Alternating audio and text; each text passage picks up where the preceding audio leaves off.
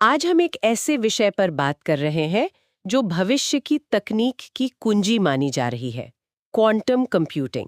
हमारे पास जो सामग्री है वो इसे सरल भाषा में समझाने की कोशिश करती है। बिल्कुल। और आज हमारी कोशिश यही रहेगी कि इस काफ़ी जटिल लगने वाले विषय के जो मूल सिद्धांत हैं, उन्हें थोड़ा आसानी से समझें। हाँ, और ये भी कि आखिर ये क्वांटम कंप्यूटर पारंपरिक कंप्यूटर से इतने अलग क्यों है और इतने शक्तिशाली क्यों माने जा रहे हैं। सही सवाल है। देखिए, ये सिर्फ तेज़ होने की बात नहीं है। ये कंप्यूटिंग मतलब गणना करने का एक बिल्कुल ही नया तरीका है। अच्छा, तो ये अलग तरीका क्या है? चलिए, सबसे बुनियादी चीज से शुरू करते हैं। पारंपरिक कंप्यूटर बिट्स पर चलते हैं, हाँ, बिट्स, जो या तो 0 होते हैं या 1, बस 2 ही अवस्थाएं। लेकिन क्वांटम कंप्यूटर वो क्यूबिट्स का इस्तेमाल करते हैं, यही है ना? Exactly, qubits. और यहीं से सारी कहानी दिलचस्प हो जाती है। कैसे? देखिए, एक क्यूबिट सिर्फ 0 या 1 नहीं होता। वो एक ही समय में 0 और 1 दोनों हो सकता है। एक ही समय में दोनों? ये कैसे मुमकिन है? इसी को सुपरपोजिशन कहते हैं। ये क्वांटम दुनिया का एक नियम है, समझ लीजिए। जैसे कोई सिक्का हवा में घूम रहा हो, हेड भी और टेल भी, जब तक कि वो गिरे ना। अच्छा, तो इसका मतलब है कि वो एक साथ कई अवस्थाओं में रह सकता है। हाँ, बिल्कुल। और यही क्षमता क्वांटम कंप्यूटरों को वो असीम गणना शक्ति देती है जिसकी हम बात कर रहे हैं। समझी। मतलब जहां एक नॉर्मल कंप्यूटर किसी प्रॉब्लम को एक एक करके देखेगा, क्वांटम वाला कई संभावनाओं पर एक साथ काम कर सकता है। बिल्कुल सही। सोचिए कितनी ज्यादा तेजी आ जाती है इससे, खासकर उन समस्याओं के लिए जहां बहुत सारे मतलब लाखों करोड़ों विकल्प हों।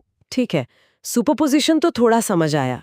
अब एक और चीज है जो सुनने में थोड़ी जादुई सी लगती है, इंटेंगलमेंट। हाँ, एंटेंगलमेंट या क्वांटम उलझाव, ये भी क्वांटम मैकेनिक्स का एक बहुत ही अजीब और अद्भुत पहलू है। सामग्री में लिखा है कि दो क्यूबिट्स ऐसे जुड़ जाते हैं कि एक में बदलाव करो तो दूसरे में तुरंत होता है, चाहे वो कितनी भी दूर हो।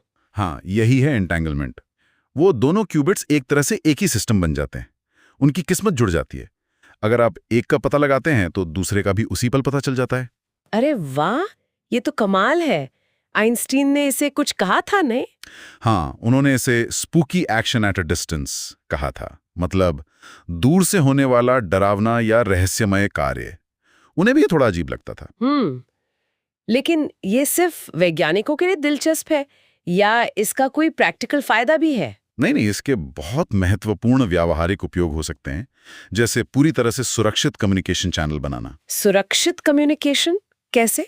क्योंकि अगर कोई बीच में उस एंटेंगल्ड संदेश को पढ़ने की कोशिश करेगा तो वो एंटेंगलमेंट टूट जाएगा और तुरंत पता चल जाएगा कि छेड़खानी हुई है। अच्छा, और दवा बनाने में भी? हाँ, बिल्कुल।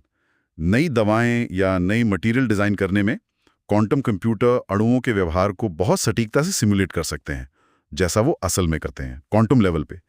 ये पारंपरिक कंप्यूटरों के लिए बहुत मुश्किल है। तो दवा, सुरक्षा संचार और आर्टिफिशियल इंटेलिजेंस यानी एआई और क्रिप्टोग्राफी के बारे में भी जिक्र था। हाँ, एआई में, खासकर मशीन लर्निंग में, ये पैटर्न खोजने या ऑप्टिमाइजेशन की समस्याओं को हल करने में मदद कर सकता है। और क्रिप्टोग्राफी, वो एक कह सकते हैं दो-धारी तलवार है। दो धारी तलवार मतलब? मतलब एक तरफ तो क्वांटम कंप्यूटर इतने मजबूत इंक्रिप्शन तरीके बना सकते हैं जिन्हें तोड़ना नामुमकिन हो। हमारी डिजिटल सुरक्षा बढ़ सकती है।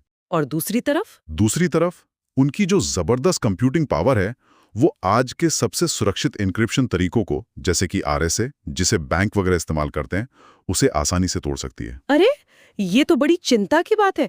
फिर तो हमारी सारी ऑनलाइन सुरक्षा खतरे में पड़ सकती है। हाँ, ये एक वास्तविक खतरा है। इसीलिए दुनिया भर के वैज्ञानिक और क्रिप्टोग्राफर क्वांटम रेजिस्टेंट यानी क्वांटम प्रतिरोधी क्रिप्टोग्राफी बनाने पर काम कर रहे हैं। ये एक दौड़ है, समझ लीजिए।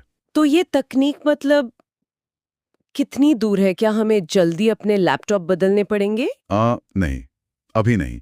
जैसा स्रोत सामग्री में भी इशारा है, क्वांटम कंप्यूटर बनाना और उन्हें चलाना बहुत ही ज्यादा मुश्किल और महंगा काम है। क्यों? क्या दिक्कतें हैं? क्यूबिट्स बहुत ही नाजुक होते हैं। जरा सी गर्मी या बाहरी शोर से ही वो अपनी क्वांटम अवस्था खो देते हैं। इसे डीकोहेरेंस कहते हैं। उन्हें बहुत ज्यादा ठंडा रखना पड़ता है, एब्सोल्यूट जीरो के करीब। अच्छा, तो अब ये सब लैब में ही चल रहा है। हाँ, मुख्यतः गूगल, IBM और कई दूसरी कंपनियां और यूनिवर्सिटीज इस पर तेजी से काम कर रही हैं, लेकिन ये अभी आम इस्तेमाल से बहुत दूर है।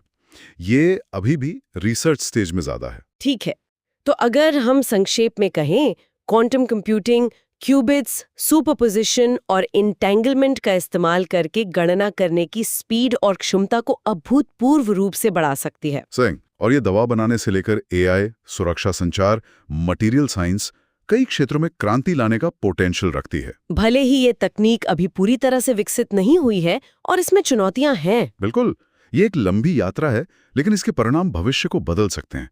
कंप्यूटिंग का अगला बड़ा कदम शायद यही हो। और जाते जाते अपने श्रोताओं के लिए एक सवाल छोड़ जाते हैं। हमने बात की कि कैसे क्वांटम कंप्यूटर आज की क्रिप्टोग्राफी को तोड़ सकते हैं। जरा सोच